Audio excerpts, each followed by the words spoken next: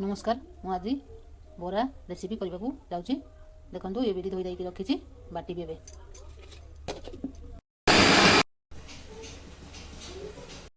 देखो ए सुजी पड़ला तापर आम पानी दबा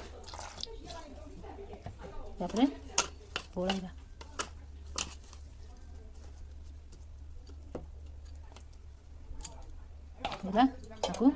शीत दिन बोली 5 घंटा छाड़ीदे तापर जा बरा छाड़ा सुजी आ बिरी गोल रखी टे लुण पकईदे स्वाद अनुसार।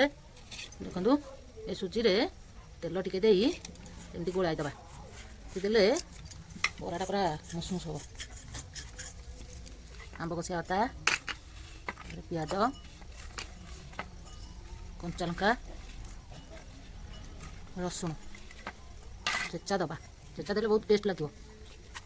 एथर आम दबा छेचा पकाई तापर दबा बरा छाणिया गोलाई दबा तेल गला पाची बरा दबा काची बरा खाइले लागिबो भल गुलुगुलु बरा रहिबनी तेल।